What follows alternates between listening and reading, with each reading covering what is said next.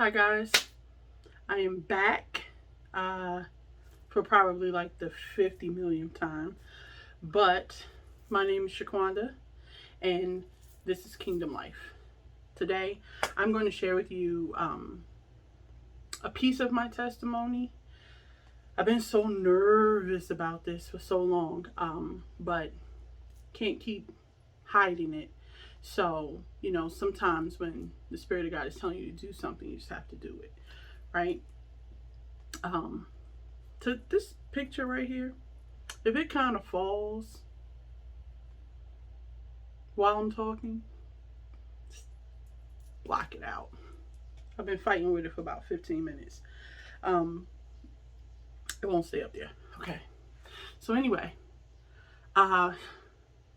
I just decided literally 2 minutes before pushing play or record that I'm going to tell basically the New Age portion of my testimony. And then through some later videos, I'll get into childhood trauma and, stuff like that. But I will say that it's those childhood traumas that opened the door for me to get into the New Age things that I was into. So, buckle your seatbelts. Let's go.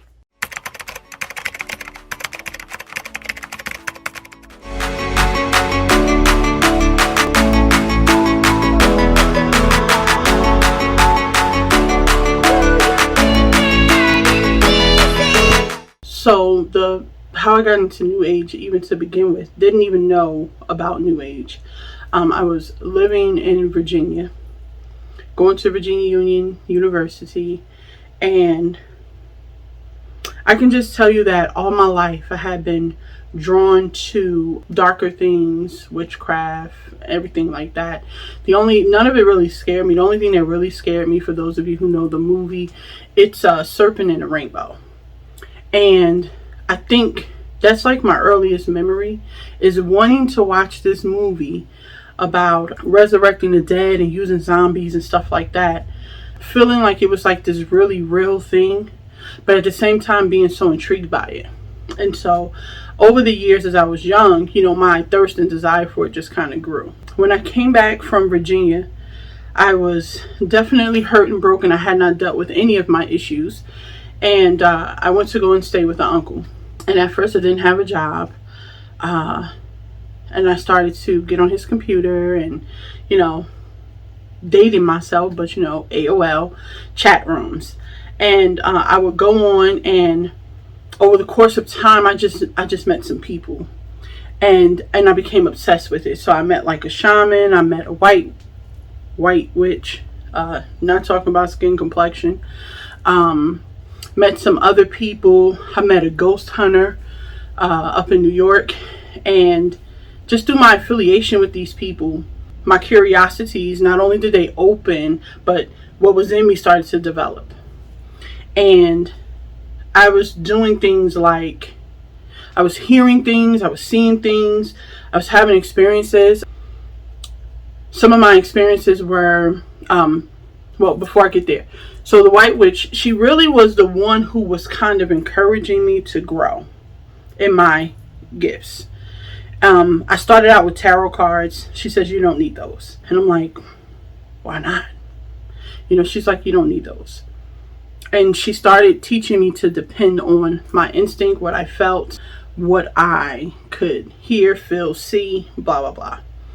And became kind of good at it.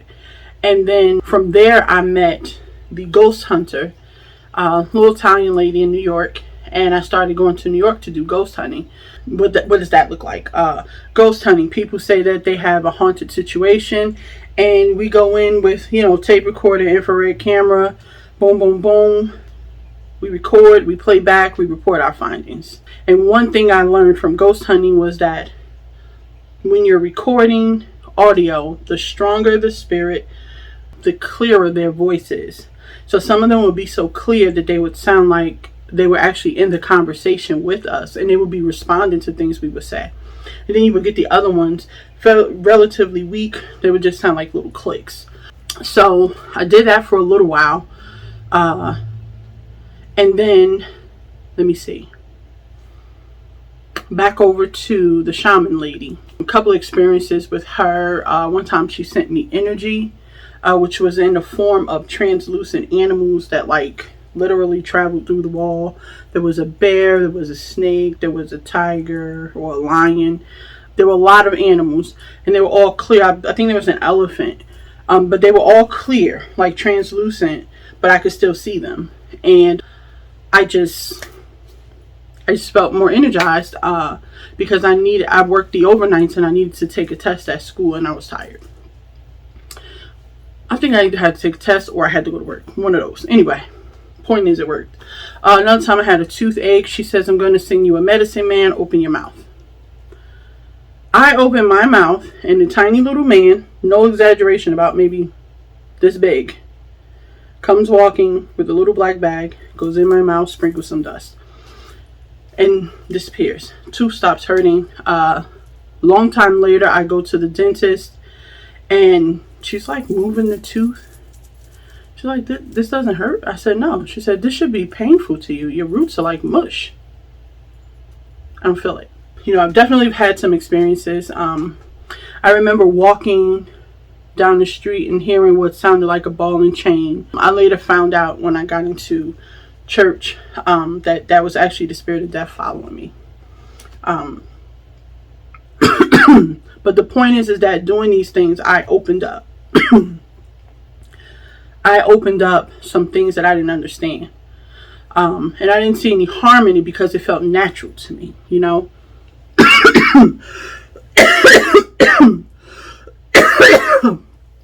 Blood of Jesus.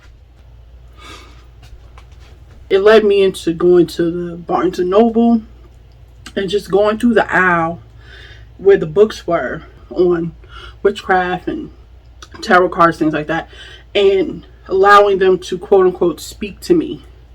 And whatever would jump out, that's what I would purchase to see, you know, what it was going to do for me.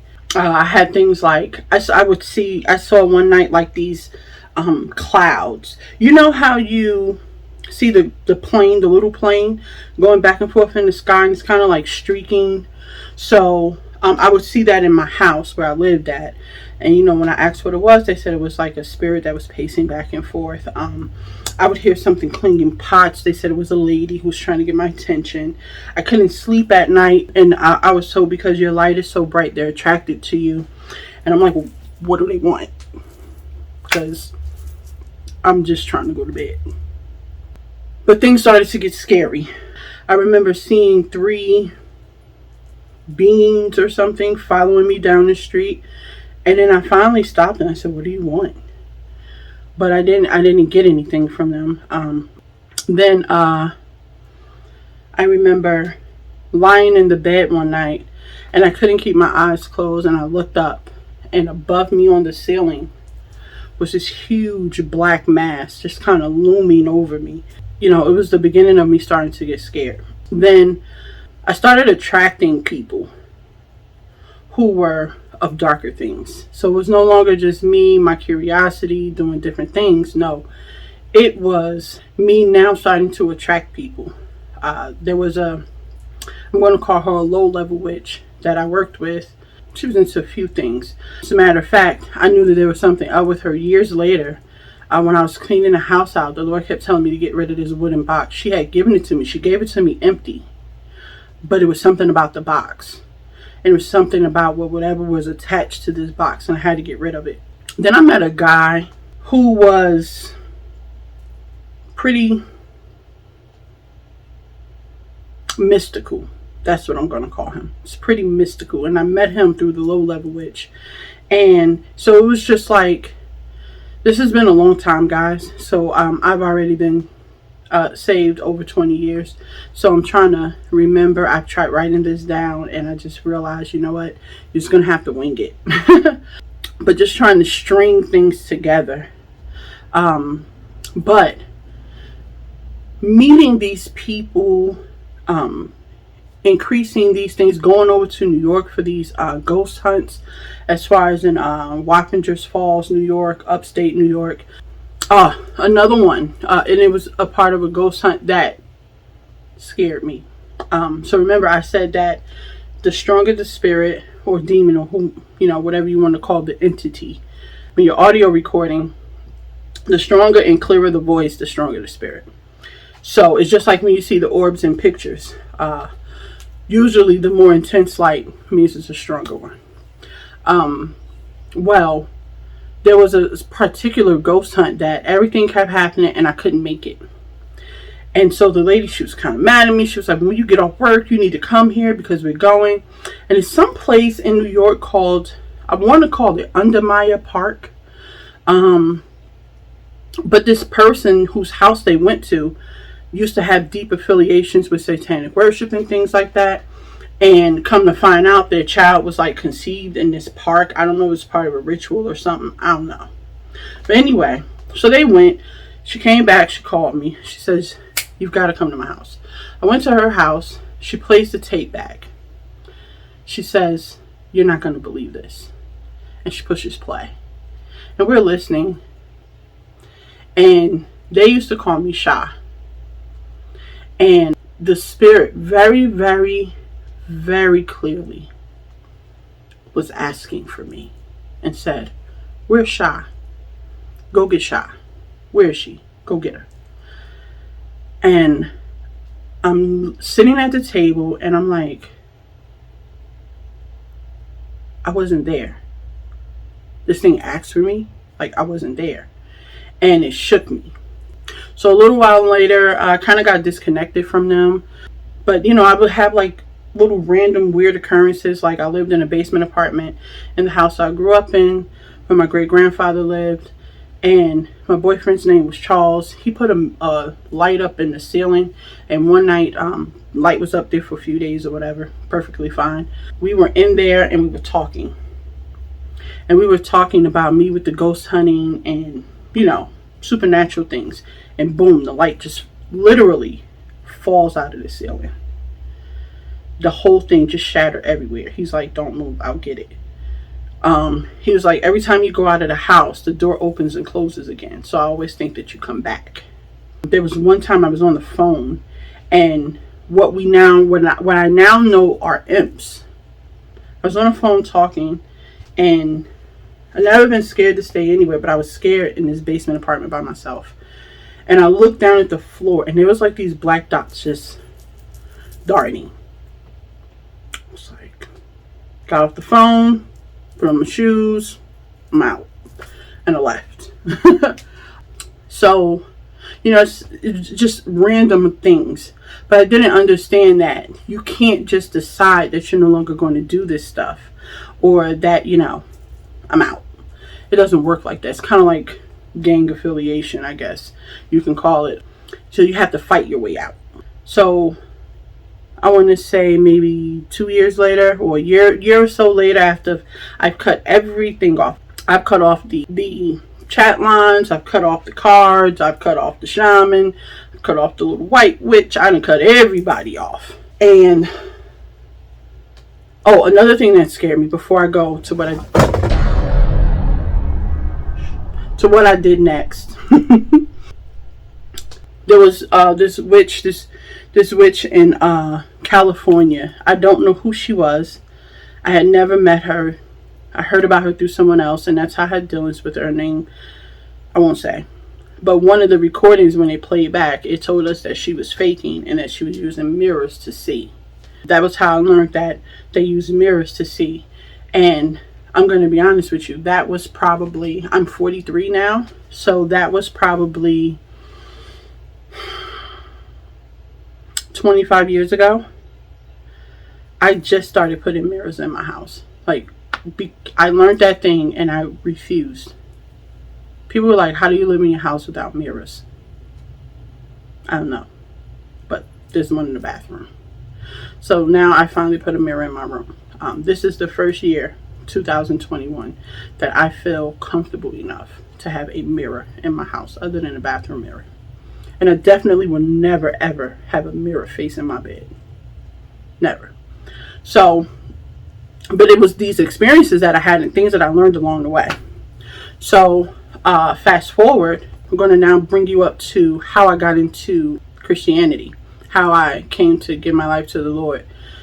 There was this lady, my aunt brought her by, well, I saw them come by my grandmother's house, and this lady, she had these little hands, and she put her hand on my hand, and she said, baby, just wait.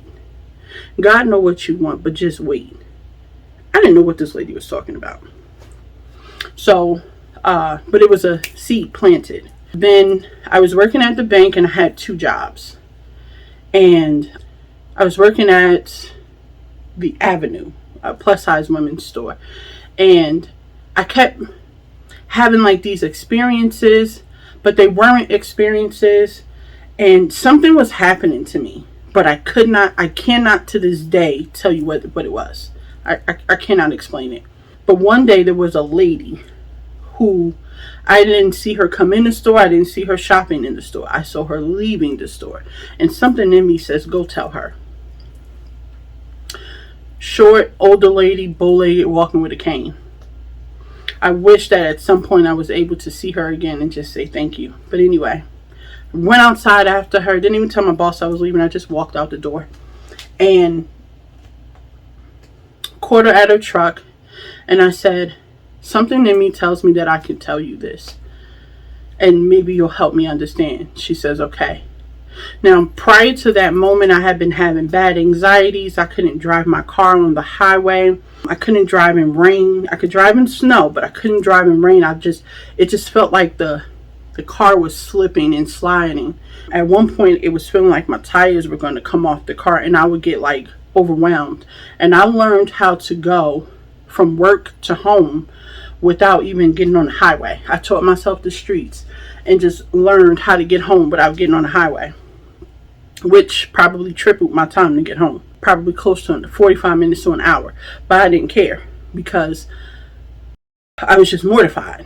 And I don't know if this is prior to meeting the lady or after. I think this is prior. Sometimes we instinctively pray and we don't realize that we're praying. Just like I can look back now and I can recall times where I called out to Jesus, but I didn't know or didn't realize that's what I was doing. So this one experience, and then I'm go back to the lady. I was on the highway, forced myself on the highway. I was in the slow lane. So you have and it was a 3-lane highway, and then you have the divider. And I had this overwhelming urge I had been having them, but this particular day, I could see myself running my car into the divider. And I had this feeling, and then I could hear almost like myself thinking and talking and saying, I wonder what that would feel like just to hit it. What would that feel like? What would it feel like if you just jabbed somebody's car and just pushed everything over? What would that feel like? Then all of a sudden in front of me, I saw newspaper clippings. Very, very, very clearly I saw them. Newspaper clippings. I saw a news reporter. Well, I didn't see her. It was a woman. I didn't see her, but I saw like her microphone, and I saw the man she was talking to who was telling her, like, we don't know what happened. All of a sudden, the car just went, and instinctively, I started to say, God, please help me get home. And I think I started singing or something. I can't tell you, but I got home. So now let's go back to the lady. All of those moments was a part of something that I could not vocalize. So the lady, I'm telling her, and I'm like, this is going to sound really strange. She says, okay. I said, but I think God is calling me. But I don't hear anything, and I don't see anything, and I don't feel anything. It's from someplace like deep. But I don't hear anything, and I don't see anything, and I don't feel anything. But I know. And I don't know what to do about it. She said, he wants you to go to church. I was like, I don't fit in church. I go there. Those people, I've tried. I don't like it there. I don't fit in. She said, because you have not been where God wants you to be. And I said, well, how will I know when I'm there? And she says, you'll know because it'll be like sitting on the couch in your living room, like you've always been there. And honest to goodness, guys, my aunt, maybe a few days later, invited me to her church, and I went. And the lady, remember the lady I said put her hand on my hand? Seed planted? That happened to be the pastor of the church. And she ministered to me. And she said things that I knew she didn't know. And I said to myself, they got psychics in the church. I like it here. And I came back the next Sunday. And she ministered to me. But every Sunday I came to church and I cried profusely. Like, just boo-hoo cried. It was like something was breaking in me. And it was just like breaking open. And what happened is after a while, the tears became steady, but they didn't hurt anymore. And then eventually I just stopped. It didn't happen anymore. So I ended up joining praise and worship. My praise and worship leader, she started to teach me about spiritual warfare. I got introduced to Prophetess Juanita Bynum, the video where she prophesies to Rod Parsley's daughter.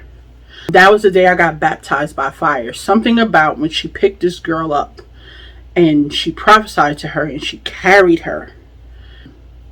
I just was on my knees and it felt like somebody was pouring fire on me. At this point, I had so many spiritual encounters in prayer and everything. We'll get into that later. But I was growing by leaps and bounds. People were telling me every Sunday you come to church, you're like a new person.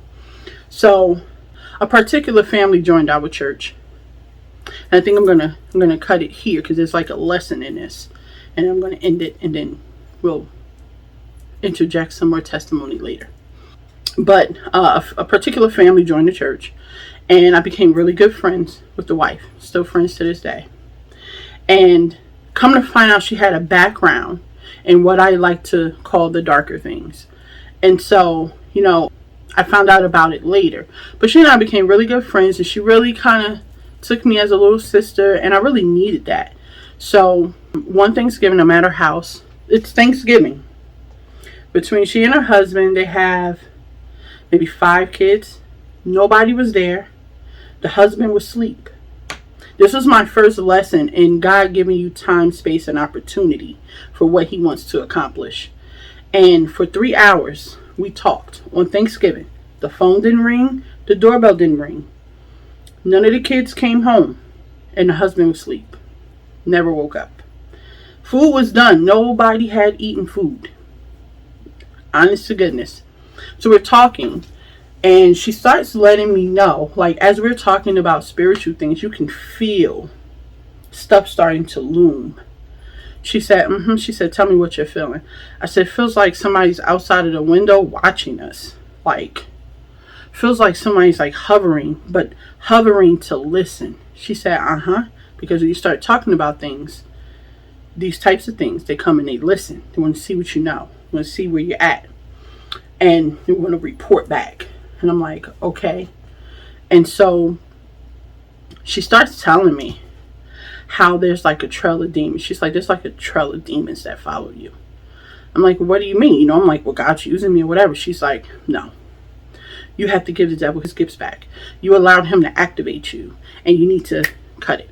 By this time, I think I was working in ministry maybe 2 or 3 years. I was on a crusade team. I was on praise and worship. I was an usher, a nurse, armor bearer for my pastor. I was in it. I had forsaken everybody and everything because all I wanted was God. People would be out.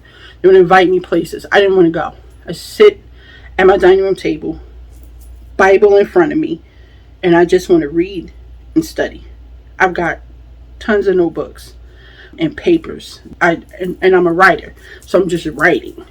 Okay, it's just like pouring out of me, and I don't want to go anywhere, do anything. I had just completely shut every area of my life down. So she's telling me these demons are following me. I'm like, what are you talking about? And she began to explain to me that when you get into this stuff, you open doors, you open portals, wormholes, even pinholes. The devil only needs a pinhole, right? And you'll start to slowly open it and make it wider and wider and wider. So she's like, you are in very far, very deep you were in, and he wants you because you're very special and because God highly gifted you. And I said, what am I supposed to do? She said, you have to go back and close the doors that you open. Now, I didn't have enough sense to sit in her house and pray right there. I left. Her husband magically woke up. When we got to that part of the conversation, but that was where we needed to be. It took us 3 hours to get there, but that's where we needed to be. Her husband woke up. The kids were coming up the stairs. Where's dinner? Da da da da. Now the house is alive again. I tell her I'll be back. And I go home. And I began to pray very fervently. And I went back and recounted every experience that I could think of and began to shut the doors, shut the doors, shut the doors, shut the doors. And I don't know how to tell you what happened. It seemed like everything shut down on me, gifts and all. But things started to come back slowly. You know, I rededicated myself to God, dedicated the gifts, just gave everything back to him. So that was my other lesson, was that we are born with our gifts, but we can allow either the enemy or we can allow God to activate them and begin to bring them forward and to train us in them. So I had to discard, and it took time. It didn't happen right away. Okay, this is the last part. There was a little trick I learned on how to shut myself down. Okay, it's a visual trick, and I would do it. And I would shut myself down. And I remember being online on Black Planet in one of the little darker chat rooms one night. And I was just reading and someone inboxed me. And I had on like a pink tank top. Pink spaghetti strap tank top. And I was sitting in the dark at my desk. And the guy says, you know, I see you better than you think I do. And I said, so I tested him. I'm saved at this time. I don't even know why I was in there. But anyway, I said, you know, test him out. I said, what do you see? Because I also learned how to travel to people's homes. I learned how to not necessarily astral project, but how to see and how to trust what I saw. And I don't know how I was doing it, but those who came along my path along the way, they were my trainers, right? So I'm sitting there and I'm like, what do you see? And he says, it's not clear right now, but I see pink. And I shut down. And he says, he types and he says, you did that so fast. How did you do that? You're very powerful. He was like, you should come over here with us. You would be very powerful with us. I said, no, thank you. I changed partners. And shut it down. And I never went back into those type of chat rooms again.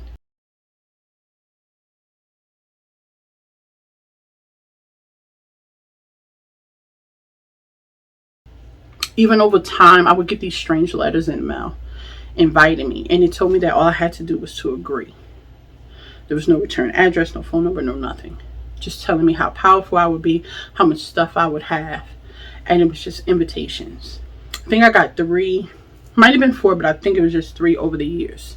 And they stopped coming.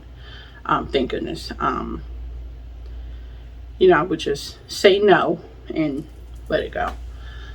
But so that's that part. You know I didn't give like this, I didn't go as deep as I could have, but I wanted to really be led in my spirit, and I didn't feel the need to go so deep, but just to kind of let you kind of see some things. And I'm going to do some more, basically I'm going to do some teachings that come with pieces of the testimony, and that'll be kind of the validity, like, okay, this is how she knows, and this is what's her experience, and this is what she learned, and now this is what she's sharing with us, rather than just trying to stand flat-footed and just tell you everything at one time. So that was me from New Age to Christianity, and definitely lots more to tell. If you like the video, if you know somebody who can use this video even just as a stepping stone, just to know that they're not alone, just as another voice letting them know this is not the way that God has for you to go. Hit the subscribe button, like it, share it, all that. And I will see you on the next go round. If you please keep the comments friendly, thank you. If you have anything that you would, like me to potentially teach on, or you have any questions, please leave them down in the comments below. I will answer them. Be a little patient. Have a lot going on, but I will answer them.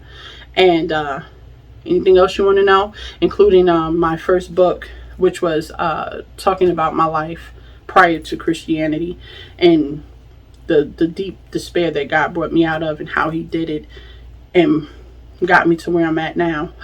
That link is down in the description bar as well. Until next time, it's Kingdom Life, baby.